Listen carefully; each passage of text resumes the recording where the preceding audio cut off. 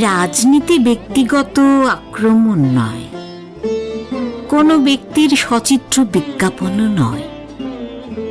তাই বিনীত অনুরোধ, রাজনীতির নামে নিজের পালা কীর্তন না গেয়ে দেশের কথা বলো।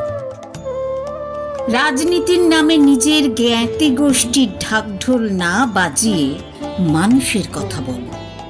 মানুষের কথা বলো যারা এখনো উপোসে দিন কাটায়, উপোস করতে করতে মরে, যাদের পরনে কোনো কাপড় নেই। আজই দেখলাম শহরের সবচেয়ে চওড়া রাস্তাটাতে একজন মানুষ শুয়ে আছে সম্পূর্ণ উলঙ্গ। এখন তো ইলেকশন, বলো তাদের জন্য কোন স্বর্গরাজ্য তোমরা আনছো? নিজের পরিবারের দারুণ সব আত্মত্যাগের কাহিনী নয়, তোমার পরিবারের কে কবে নিজের সর্বস্ব ত্যাগ করেছে, ক্ষুধায় জ্বলেছে, শীতে পুড়েছে। তোমার পরিবারের কে কবে নিজের সর্বস্ব ত্যাগ করেছে, ক্ষুধায় জ্বলেছে, শীতে পুড়েছে?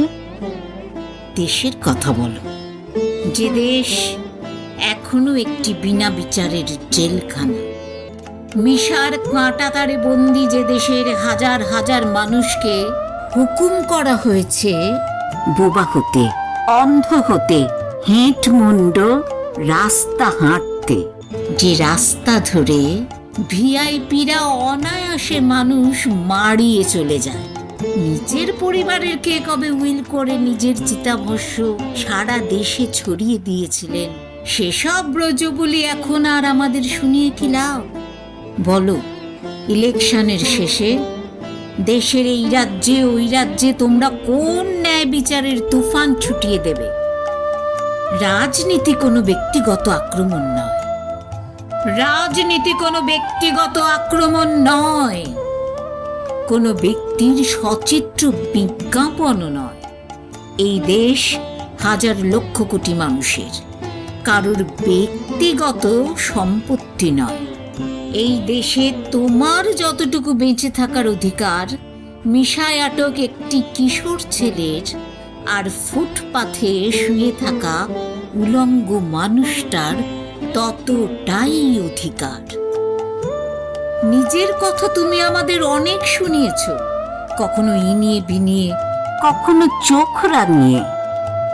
এখন দেশের কথা বলো, মানুষের কথা বলো। তুমি আর আমি অতিশয় তুচ্ছ। এই দেশ অনেক বিশাল, আর জনসমুদ্রের অর্থ সুগভীর।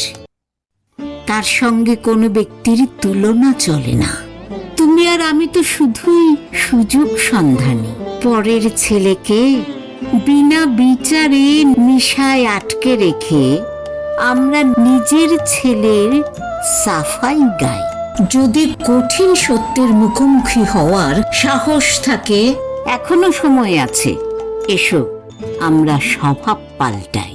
মন্ত্রিত্ব যেতে পারে, কিন্তু আমরা অর্জন করব মনুষ্যত্ব।